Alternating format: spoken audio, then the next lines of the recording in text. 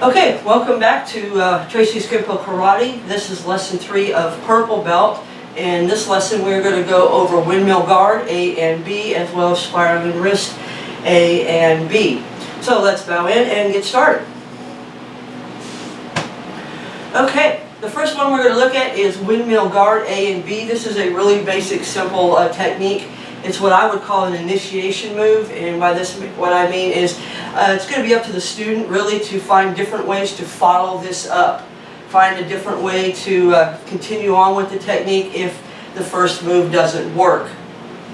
So let's start with the Windmill Guard. So Windmill Guard A is for a right, so that means B will be for a left in this case. And as the punch comes at you, you're going to step out with a left crossbody parry as your right hand comes up underneath your arm. And then you're going to use your arm as a guide to follow that through to grab the arm, or you can chop it away depending on your preference. Personally, I prefer to grab the arm so that I have a handle to continue on with different things like takedowns and additional strikes. So again, this is just the opening move of A, 1, hand underneath, 2. So this is your windmill action. And you want to get where it's nice and smooth. So 1, 2. Okay, let's do that again. Just 1, 2 as you sidestep the punch out of the way. The next thing we're going to do is we're going to add a step wheel kick, or the wheel kick, because we've already done the step. Now, depending on how close you are to your opponent, if you for some reason make a mistake, you can always turn this into a knee instead of a kick with your shin or toes. Now you can use, like I said, your shin or your toes to kick to the solar plexus or the groin, depending on your footwear, your environment, and your own personal preference. So the A variation is crossbody parry, follow through, counter grab, my preference, but you don't have to. Take your right leg, point it at your opponent. Your knee should be pointed away from the opponent as you throw a kick, either using your shin, the point of the toes, or the ball of your foot to strike the body, anywhere from the solar plexus to the groin. Okay, again, 1, 2, kick. Okay, again, 1, 2, kick. Now, what we tell students, as you get better at this, you want to add a slight hop to it. Now, this isn't to gain distance, this is just to give you some little bit more power into the kick by driving your body into it. Okay, but just for right now, all I want you to work on is the step. 1, 2, kick. Okay, making sure your knees just slightly past, right before your opponent, off to the side, I should say. And then depending on what you're kicking with, you're going to use your shin, your toes, or the ball of your foot, kicking to the solar plexus or the groin. Okay, again, 1, 2, and kick. Okay, also when you're doing this technique, work on controlling what you're doing. In other words, don't just kick and drop the leg. I want to see some actual control over what you're doing, as well as balance. So 1, 2, kick, hold, and set down. The reason for this is like I said, this is an initiation move. Chances are, depending on the situation, this is not going to be enough to end the fight. So you want to be able to place that foot where you want it. If you're stepping down, you can throw a punch. If you want to step back, you can pull them into an arm break or even a takedown. But you can't do that if you just drop the leg when you're done. So 1, 2, kick, hold for a split second, and then set down. Okay, again on A, Windmill Guard A, because this is your windmill, and you're going to have your guard up. Okay, the B version, like I said, is just for a left punch. Same thing, but weak side. So we're going to do a right crossbody parry, left hand will come underneath, come up and grab or chop, depending on your preference, throw the wheel kick, hold, and set back down. Again, 1, 2, kick. Okay, again, 1, 2, and kick. And as I said before, if you for some reason get too close to your opponent, you can always use it for a knee strike if you need to. And if you get too far away, you can use the point of your toes to do it. So it gives you a wide range of options with this technique, depending on the circumstances that you're in. And this is one of my favorite blocks. It's a 2-touch block. It's really quick, and it's really easy to do just as the block alone. So again on A, 1, 2, kick for a right punch, and B. 1, 2, kick for a left punch. Okay, from this angle. You got a right punch coming in. As always, we're going to get out of the point of contact. Push that hand away, detour it off to the side. As we do so, this hand's going to come underneath and counter grab or chop it, depending on your preference there again, and throw the kick and set down. Okay, again on A. 1, 2, kick. Now what I'm looking for when doing this technique is the smoothness of your block. These should work really quick. This is a really quick technique to get in and get started with defending yourself. The B version, left punch, same thing, get out of the point of contact, block, grab, kick. Okay, again, 1, 2, kick. And then set the foot down, don't just drop it. As with any kick, kick it, rechamber, and place it where you want it. You control the kick does not control you. Okay, from this angle, Windmill Guard A, right cross body, left bag, grab, throw the kick, aiming for the solar plexus or the groin. Again, 1, 2, kick, hold it, and set it down. There again, you control the kick does not control you. Okay, for the B version, or weak side, depending on how you want to look at it. 1, 2, and kick. Okay, again, off to the side. Use your arm as the guide to follow it through. Grab, should be right about the wrist, and then throw your kick. And as I explained before, as you get more comfortable with this technique, you can throw in the hop. And there again, it's not to gain the distance, so you're not using this because you're further back. You're using this to drive your body into that kick so you get a lot stronger kick. But get the technique down first and your balance down, then add the hop as you progress forward. So, last time on these two, and we'll go on to your next technique. Cross-body parry. Grab, kick, set, and down. Okay, that's the A. B, weak side. 1, 2, kick, and set down. Okay, your next technique is, I'm sorry, I just had a blank. Give me just a second here. Spiraling wrist. I do apologize for that. Okay, your next technique is spiraling wrist. In this case, we're going to combine two techniques that we know with some new opening moves. The first one is what we've got here is we've got a bear hug, arms are free. And what we're going to use is our eagle beak strikes. And we're going to rack or strike the back of the knuckles with these, and they hurt. Okay, you get them on those small bones of those hands and you really pound on them, they're going to let go. They may not completely release you, but the hands will break the grip and they will be out and available. So what we're going to do is we're going to step out, we're going to start from a neutral, pound the hands, then we're going to step out like circling elbows. So it's 1, 2. Now the hands should be right about here or pretty close. So now we're going to go into a technique we already know, which is passing the horizon. So we pound the hands, loosen them up, get them farther apart, grab the hand just like we would with passing the horizon. So we're going to take our right hand and we're going to step as we counter grab with our left foot. Then we're going to step back with our right foot as we pass over into a inside wrist lock. And then we're going to throw a front snap kick to the face. Okay, again, pound, open the hands up, grab the hand, counter grab, step left, step right, pass over, throw a front snap kick to the face. Okay, one more time, this is spiraling wrist, which is what your hands are doing. A, so, your bear hug, we pound the hands, step out, open them up, grab the hands, step, counter grab, inside wrist lock, throw a front snap kick, and step back down. Okay, again. 1, 2, grab, step left to about the 230 position, counter grab, step right back to 230, and then throw a front snap kick towards the 730 position. Okay, last time on A. Drive, grab, counter grab, step left, step right. You're in a lock at this point. Throw a front snap kick to the face.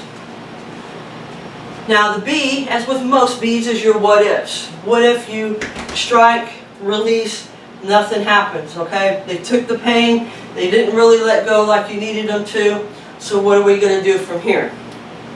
And as I explained in the last lesson, circling elbows is going to be seen throughout this belt in different variations, and this is one of those variations. So we've struck the hands, we've drove them, the hands aren't loose enough for us to go into the A version, so what do? We go into circling elbows.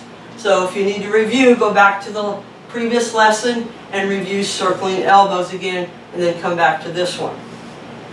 Okay, again, pound, try to open them up. They don't open up enough so that you can go into the rest of spiraling wrist A. So we're going to draw to a cat, right in chamber, left in top, circle around, buckling that knee like I explained in the last lesson. You've got to buckle that knee to get them to get that reaction to brace themselves for a fall. Then as you do, you're going to elbow the chin, hammer fist or back fist the face or the chest as you go into a hammer fist to the groin area.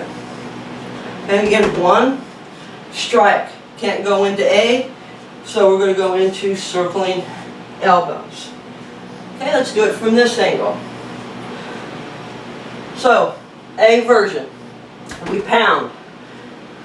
We drive the arms apart. We grab with our right, step left to 230, step back right to 230 as we pass over into an inside wrist lock. You should have them locked up at this point and throw a front snap kick. Okay, again, 1, 2, step, step, kick. Okay, the B version. Pound. Try to break them loose. It doesn't come loose, so we're going to go into circling elbows. Okay, spiraling wrist B. Again, pound the hands. Now making sure you use these knuckles, your eagle beak strikes, and strike the small of the hands using the point of the knuckles. Hitting them as hard as you can. Drive that hand open. On B, there again, you can't get them farther enough apart to feel comfortable to go into A. So we're going to draw to a cat stance. Use our cup and saucer. Slide in and around, buckling that knee. Elbow the chin. Hammer fist or back fist to the face or chest. And hammer fist to the groin. Okay, from here. So on the A version, pound. Drive them loose. Right hand grabs, making sure you're grabbing the thumb right between one of the knuckles as you do a passover, just like in passing horizon. Step back right and throw a front snap kick to the face. Okay, again. 1, drive, counter grab, step and counter grab with your left, step back right again, throw a front snap kick. Okay, the B version. We've done the pounding, we've stepped out, but there again, the hands didn't come far enough apart for us to feel comfortable going into A, so we don't stop, we just shift gears. In this case, we're going to go into circling elbows. Okay, again on B, pound, clear, draw to cat, right hand in chamber, left hand on top, circle your foot around into a crescent step, elbow the chin, hammer fist or back fist them to the face or chest, hammer fist to the groin as you go into a hard bow facing the 9 o'clock position. So we got two new techniques, windmill guard and spiraling wrist. Let's review both of those real quick. Windmill guard A, right punch, step, grab, kick. Windmill guard B, step, grab, kick, kicking there again, anywhere down the center line from the solar plexus to the groin. Okay, let's do this one from this angle. 1, 2, lean away and throw the kick. There's your A version. B, Weak side for a left punch. 1, using the right, grabbing or chopping with the left, throwing a kick and setting it down. Okay, from here, 1, 2, kick. And then the B for weak, 1, 2, kick. And I would practice this one a lot, because this is a great technique for opening any kind of a defense against somebody. It's quick, it's a 2-touch block, and you can grab them or chop them, and it leads into a whole lot of open options for you as far as continuing on with the motion. Okay, the recap of spiraling wrist. It's a bear hug. Arms are free, so we got the use of them. Hands are right here, so we're going to pound on them. We're going to use our circling elbows to drive those arms away and hopefully spread them apart enough so that we can grab with our right, making sure the thumb is between some knuckles as we step left to 230. Then we're going to pass over the horizon, just like the circumference of the earth, and step back right. Both hands are counter grabbed, thumbs are crossed, pushing the fingers towards your opponent and down. Throw a front snap kick. When anytime you're doing a lock, it should be like turning a faucet, okay? Forward and down. Okay, again on A. Pound. Drive, grab, step, step, kick. B. What if? What if you've done this, you've done your circling elbows, and you just can't get those hands far enough apart to feel that you can go into the A variation? So it doesn't matter. No matter what happens in a fight, you keep going. You can't just stop and say, well, that didn't work, start over. It doesn't work like that. You've got to learn to adapt to a situation. And that's what these kind of teaches you how to adapt, change your flow a little bit, if you know what I mean. So 1, circle the elbows, draw a cat, and go into a takedown. And that's spiraling wrist A and B. And in the last lesson, I taught you the second section of short 2, and that was your Chinese L's. You had a Chinese L to 3, you drew to a cat stance, and you had a Chinese L to 9. Okay? So from here, we're going to start and go into your third section. So we got Chinese sword for 1. Okay, and I did those backwards, and I apologize. Okay, and that is totally my fault. So we're going to draw the cat, Chinese L to 9, and then Chinese L to 3. Okay, my correction, my fault. So let's repeat that again so that I don't confuse you any further than I probably already have. So 1, chop. 1, chop, Chinese sword. Draw the cat, cup and saucer, Chinese L to 9. Draw the cat.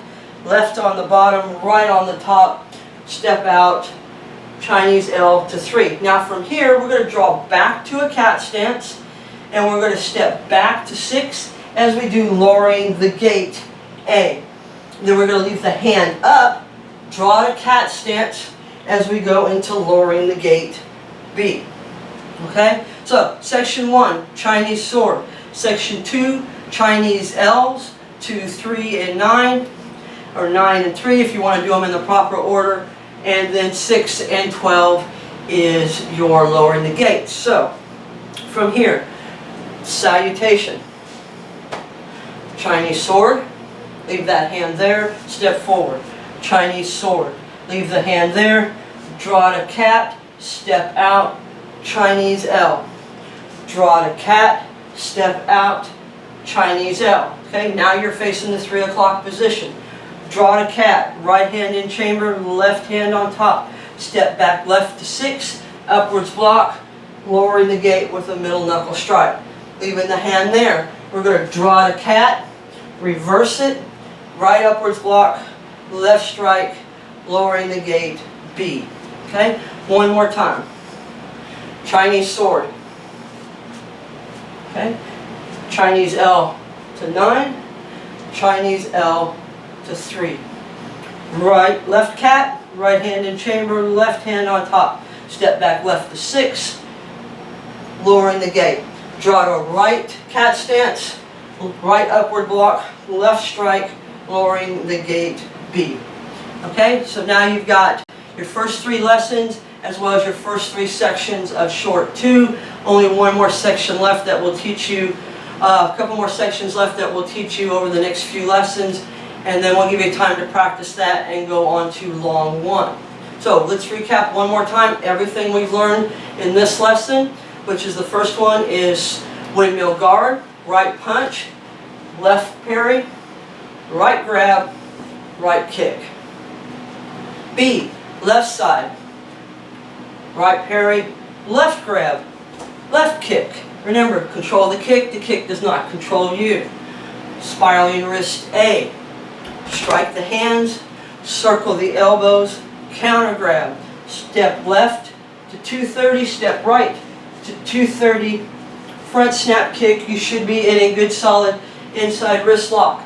At that point, you should be able to control your opponent, and the kick is just an additional strike.